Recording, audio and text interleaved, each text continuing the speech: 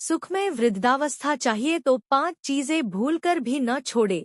आपने लोगों को कहते हुए सुना होगा कि हर दिन एक सा नहीं होता। अगर आज आप काम कर रहे हैं, अच्छे पैसे कमा रहे हैं और अपनी लाइफ को खूब अच्छे से जी रहे हैं, तो ये जरूरी नहीं कि आपका बुढ़ापा भी ऐसा ही होगा। दरअसल वो समय ऐसा होता है जब आप कोई काम तो नहीं कर सकते, लेकिन आपके खर्चे जरूर बढ़ सकते हैं। ऐसे में जरूरी हो जाता है कि आप आज से ही कुछ ऐसी प्लानिंग करें जिससे आपको आगे चलकर आर्थिक रूप से दिक्कत न हो और न ही किसी और पर निर्भर रहना पड़े। हमारे यहाँ प्राचीन काल में आश्रम व्यवस्था रही। ब्रह्मचर्य आश्रम, गृहस्थ आश्रम, वानप्रस्थ आश्रम और फिर संन्यास आश्रम। सबसे पहले कहा गया कि अध्ययन काल में ब्रह्मचर्य पूर्वक अध्ययन करें, वह है ब्रह्मचर्य आश्रम।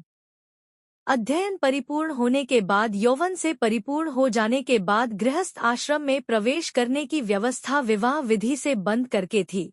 गृहस्थ आश्रम में प्रवेश करने के उपरांत यह कहा गया कि एक निश्चित समय अवधि तक कोई भी व्यक्ति गृहस्थी का पालन करे और जितनी जरूरत है उतना अर्जित करें। जब उसकी संतान योग्य हो जाए, अपने पांव पर खड़े होते दिखे, तो फिर इस गृहस्थी के जंजाल से अपने आप को मुक्त कर कल्याण के रास्ते पर आगे बढ़ने का प्रयास करें। उसका नाम है वानप्रस्थ आश्रम, जिसमें घर में रहते हुए भी न रहने जैसी स्थिति धीरे धीरे वन की ओर, जिसका मुख यानी गुरुजनों की ओर हो गया और जीवन के आखिरी क्षणों में सल्लेखना समाधि पूर्वक अपने जीवन को बिताने का नाम संन्यास आश्रम है। यह 4 आश्रम की व्यवस्था है। जब तक कोई भी व्यक्ति पढ़ रहा है, पढ़ने के काल तक उसे ब्रह्मचर्य से रहना चाहिए। पुराने युग में ब्रह्मचर्य पूर्वक ही गुरुकुल में अध्ययन होता था और प्रत्येक विद्यार्थी, चाहे वो राजकुमार भी क्यों ना हो, अपने अध्ययन के काल में ब्रह्मचर्य के साथ रहा करता था। आइए जाने खुशमय वृद्धावस्था के लिए क्या करना चाहिए। नंबर 1, बुढ़ापे में आपको रोटी आपकी औलाद नहीं, आपके दिए हुए संस्कार ही खिलाएंगे। आचार्य की नीतियां बताती हैं कि यदि आप अपने बच्चे के समक्ष खुद का अच्छा व्यक्तित्व नहीं पेश करेंगे तो निश्चित माने आपका बच्चा आपका कभी सम्मान नहीं करेगा और नहीं आपके प्रति सहानुभूति रखेगा। आप जैसे संस्कार अपने परिजनों या माता पिता के साथ करते हैं, बच्चा बड़ा होकर वही आपके साथ निश्चित तौर पर दोहराएगा। आचार्य ने कहा है कि ईश्वर चित्र में नहीं चरित्र में बसता है। अपनी आत्मा को मंदिर बनाओ, यानी यदि आप अपने चरित्र को बेहतर रखेंगे तो लोग आपकी पूजा स्वयं करने लगेंगे। आपका चरित्र ही आपके मान सम्मान की वजह होता है। बुढ़ापे में कुछ साथ न दे, लेकिन यदि आपका चरित्र स्वच्छ रहा है तो लोग आपका साथ कभी नहीं छोड़ेंगे। अगर आप एक बड़े पद पर हो तो किसी भी इंसान को छोटा एवं तुच्छ बिल्कुल ना समझे, क्योंकि एक आम या छोटा व्यक्ति भी एक बड़े राजा को बर्बाद कर सकता है। चंद्रगुप्त ने नंदवंश की वृहद सेना को हराकर यह बात साबित कर दी थी। यदि आपके अंदर अपने बड़े होने का गुमान हो तो उसे हटा दें, क्योंकि पद की प्रतिष्ठा या सम्मान कुर्सी तक ही होती है। कुर्सी हटने के बाद आपके कर्म आपके सम्मान का कारक बनते हैं। नंबर 2, हमेशा याद रखें, यदि आपको अपने बुढ़ापे को सुख और शांति के साथ बिताना है तो आपको एक मददगार की तरह पेश आना चाहिए। एक व्यक्ति का कर्तव्य यह है कि किसी की भी मदद यदि आपके संभव में है तो आपको करनी चाहिए। आपकी आज की मदद आपके कल का संवारती और ये आपका सबसे बड़ा कर्तव्य है। पक्षपात करने से बचें, क्योंकि ये तरीका आपके अपनों से आपको दूर करेगा और चापलूसों के बीच घेर देगा।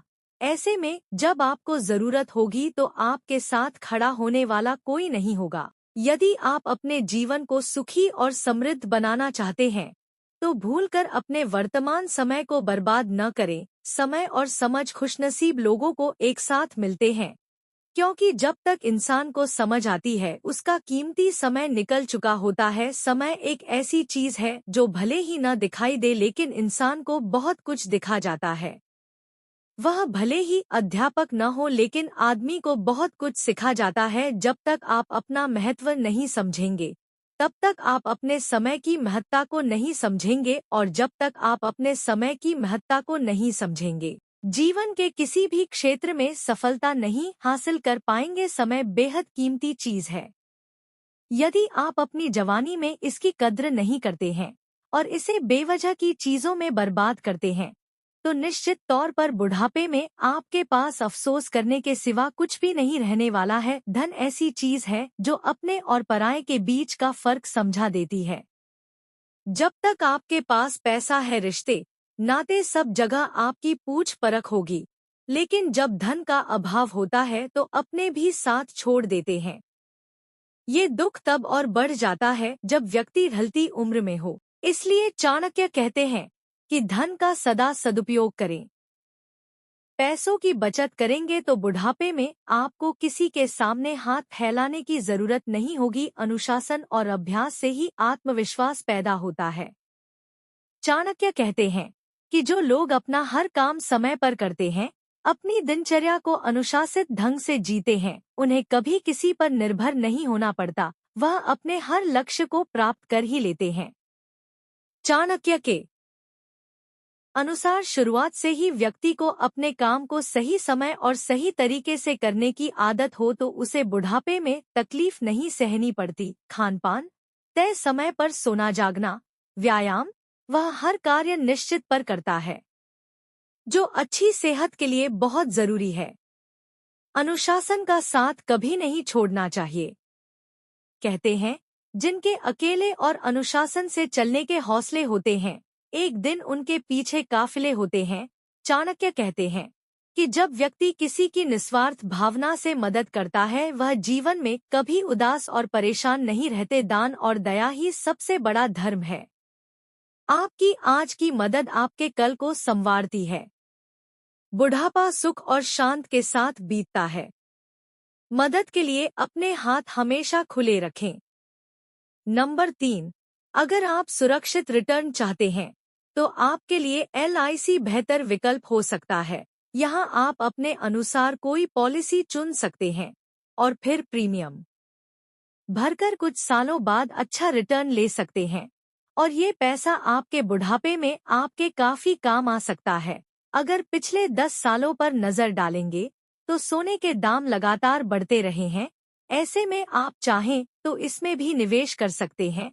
आप ज्वेलरी बनवा कर रख सकते हैं या अन्य तरीकों से भी सोना खरीद सकते हैं, जो आपके बुढ़ापे में आपकी काफी मदद कर सकता है। अगर आपके पास एक साथ अच्छा पैसा है तो आप बैंक में फिक्स डिपॉजिट यानी FD करवा सकते हैं। आप लंबे समय या छोटे समय के लिए इसे करवा सकते हैं, जिसमें अच्छी ब्याज दर से आपको रिटर्न मिल सकता है। बुढ़ापे के लिए एक और चीज जरूरी नजर आती है और वो है हेल्थ इंश्योरेंस। दरअसल जैसे जैसे उम्र बढ़ती है, वैसे वैसे कई तरह की बीमारियां व्यक्ति को घेरने लगती हैं। ऐसे में इलाज पर एक मोटी रकम खर्च हो सकती है, पर अगर आपके पास हेल्थ इंश्योरेंस होगा तो आपके काफी पैसे बच सकते हैं। नंबर 4, हम सब कुछ केवल स्कूल में ही सीखते हैं। इस सोच से निजात पाने की जरूरत है। आपने अपनी पढ़ाई पूरी कर ली है और आपके कई डिग्रियां हैं, तो इसका मतलब ये नहीं है कि आपको दुनिया का सारा ज्ञान मिल चुका है और अब आपको कुछ और पढ़ने या जानने की जरूरत नहीं है। ज्ञान की दुनिया अंतहीन है और आप कितनी भी कोशिश कर लें, आप पूरी जिंदगी में हर एक चीज नहीं सीख पाएंगे। अगर आपको सब कुछ नहीं पता तो इसमें कोई बुराई नहीं है, बल्कि इससे हमें हर दिन नई चीजों की खोज और उन्हें सीखने की प्रेरणा मिलती है। इस बात से कोई फर्क नहीं पड़ता कि आप कितना पैसा कमाते हैं, आपको क्या सुविधाएं मिल रही हैं और आप वहां कितने सालों से काम कर रहे हैं। अगर आप अपनी नौकरी से नफरत करते हैं तो आप सब कुछ हासिल करते हुए भी दुखी ही रहेंगे। नौकरी या करियर बदलना गलत बात नहीं है। मोटी तनख्वाह के लिए खुद को प्रताड़ित करने की तुलना में आप जिस नौकरी से प्यार करते हैं उसका चुनाव कीजिए। भले आपको पैसा कम मिले, लेकिन वो काम करते हुए आप खुश रहेंगे। हम अपनी दिनचर्या का बहुत बड़ा समय बैठे हुए बिताते हैं, लेकिन 30 साल की उम्र पार करते करते हमारा मेटाबॉलिज्म कम होता जाता है, जिसकी वजह से शेप में रहना बहुत मुश्किल है। अगर आप 30 की उम्र के नीचे भी हैं तो भी अभी से अपना ख्याल रखना शुरू कर दें। फिट नहीं रह पाने के बहाने बहुत हैं, लेकिन जब आपका वजन अधिक हो जाता है तो आपको सीढ़ियां चढ़ने में भी दिक्कत होने लगती है और इसकी वजह आपकी खराब लाइफस्टाइल है। आप 35 से 40 साल के हो चुके हैं, तो इसका मतलब ये नहीं है कि अब आप अपने सपनों को हकीकत में बदलने के लिए बहुत बूढ़े हो गए हैं। ये एक गलत धारणा है कि आप सिर्फ युवावस्था में ही दुनिया बदल सकते हैं। सच तो ये है कि 30 से अधिक उम्र के बहुत सारे लोग हैं जो हर रोज दुनिया बदल रहे हैं।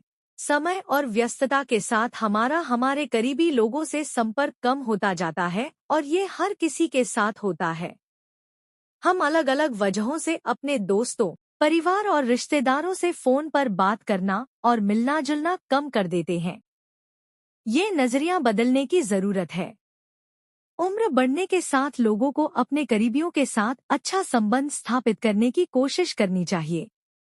अपना सोशल सर्किल बढ़ाना चाहिए। अगर अपनी क्लास के टॉपर या स्टार एथलीट थे या आपने हर नौकरी के दौरान शानदार परफॉर्म किया है तो इन उपलब्धियों को हमेशा सहेज कर ना रखें, बल्कि इन्हें पीछे छोड़कर आगे नई उपलब्धियां हासिल करने पर ध्यान केंद्रित करें।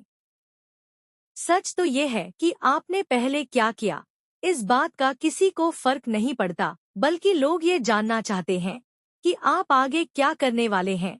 हम सभी किसी ना किसी तरह की बुरी आदतों से घिरे हैं। 30 साल की उम्र के बाद हर वक्त फास्ट फूड खाना, शराब पीना, धूम्रपान, पर्याप्त नींद ना लेना बिल्कुल भी ठीक नहीं है। यूं तो 30 की उम्र से पहले भी ऐसी आदतें शरीर को नुकसान पहुंचाती हैं, लेकिन जैसे जैसे उम्र बढ़ती है हमारा मेटाबॉलिज्म कम होता जाता है, इसलिए हमारे शरीर को अधिक तवज्जो की जरूरत होती है। नंबर 5, संत ने कहा कि हर आदमी को चाहिए कि वह बुढ़ापे की दहलीज पर पहुंचे उससे पहले अपने जीवन को इतना आनंद उत्साह शांति से भर ले कि बुढ़ापे के हर पल हर क्षण को वह बहुत आनंद, मीठा और माधुर्य भरा बना सके। किसने कहा कि बुढ़ापा अभिशाप है? जिन्हें जीना नहीं आता वे ही बुढ़ापे को भुनभुनाते हुए जीते हैं। जिन्हें जिंदगी जीना आता है वे बुढ़ापे को गुनगुनाते हुए जीते हैं। बुढ़ापे को कैसे बनाए सुखी सार्थक विषय पर कहा कि हमारा यह जीवन सूरज की तरह गतिशील है। भोर हुई समझो हम माँ के पेट में आए हैं, सूर्योदय हुआ यानी हमारा जन्म हुआ है, दोपहर यानी हमारी जवानी है, शाम यानी हमारा बुढ़ापा है और रात्रि होने को आई तो समझ लो हमारी कहानी खत्म होने जा रही है। किस्मत वाले होते हैं वे लोग जिनके घर पर अनुभव के खजाने अर्थात वयोवृद्ध लोग हुआ करते हैं। तुम्हारे पास तुम्हारी पत्नी है, यह तुम्हारी पसंद है, लेकिन तुम्हारे पास तुम्हारे माँ बाप हैं, यह तुम्हारा पुण्य है। 21 साल के हो जाओ तो भले ही शादी की तैयारी करो, पर जब 60 साल के हो जाओ तो अपनी शांति मुक्ति और आत्म आराधना की तैयारी शुरू कर दो। 60 साल के जीवन को सफल और 60 साल के बाकी जीवन को सार्थक जीवन जी लो। संत ने कहा कि जब 10 साल के हो जाओ तब माँ की अंगुली पकड़ना छोड़ दो, जब 20 साल के हो जाओ तो खिलौना से खेलना छोड़ दो, जब 30 साल के हो जाओ तो नजरें भटकाना छोड़ दो, जब 40 साल के हो जाओ तो होटल में खाना छोड़ दो, जब 50 साल के हो जाओ तो रात्रि भोजन का त्याग कर दो, जब 60 साल के हो जाओ तो व्यापार से मुक्ति पालो, जब 70 साल के हो जाओ तो एकाकी जीवन जीना शुरू कर दो, 80 साल के होने पर गरिष्ठ भोजन करना छोड़ दो, जब 90 साल के हो जाओ तो मोहमाया छोड़ दो और जब 100 साल के हो जाओ तो पूरे शरीर को छोड़ दो। घर परिवार में ज्यादा टोकाटोकी मत कीजिए, मौनपूर्वक भोजन करें, प्रतिक्रिया न दे, बिना मांगे सलाह न दे, अपनी बीमारी का रोना मत रोइए, स्वजन की बुराई और बेवजह टिप्पणी न करें, व्यंग्य की भाषा न बोलें, घर की समस्याओं को बाहर न बताएं। बुढ़ापे को सार्थक बनाने के लिए हमें कुछ ध्यान रखना चाहिए।